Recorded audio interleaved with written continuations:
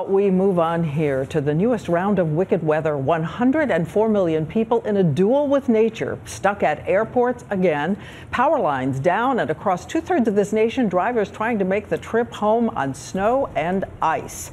Our extreme weather team on this story again tonight. ABC's Gio Benitez starting us off.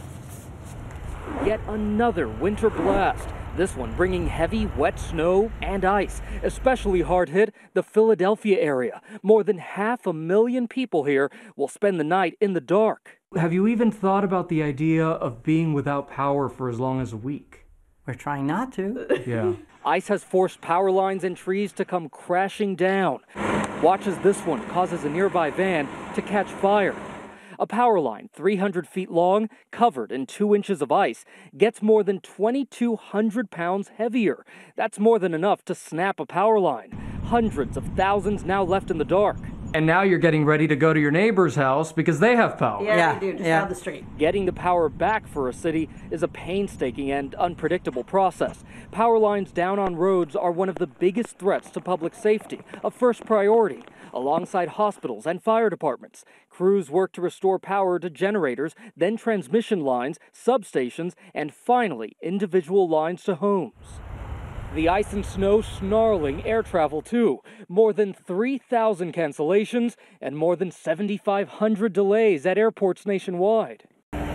On the roads in Boston, snow bringing the downtown to a crawl. I've had enough. Please, no more snow. Plows in Indiana trying to clear those highways. And in New York State, a major interchange simply shut down. And just a few tips when driving in those dangerous icy conditions. Make sure you're not using the cruise control option because you want to be in control of your car. And when you're looking at your exhaust pipe, make sure it's clear. Make sure there's no ice or snow packed in. And perhaps most obvious, just drive slowly.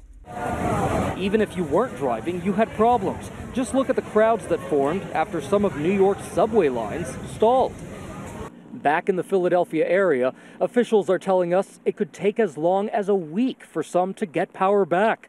Temperatures will be below freezing for days, and another storm could hit Sunday night. And it's not just the power lines. You see this tree right here? Well, a large branch broke off and fell on a man who was just trying to help his neighbor. And tonight, Diane, that man is in critical condition. All right, Gio, thank you. And another rough night ahead for so many people. And now I want to bring in ABC's meteorologist, Ginger Z, because a lot of people are asking, is this the worst winter ever? One storm after another? Ginger? Diane, you've come to the right place. I'll show you why it has happened. That jet stream acts as a conveyor belt. So we see it here on the map, just storm after storm. We get the moisture from the south and all that cold air that we know has been in place, and it's storm after storm, just like we said, on the heels of each other.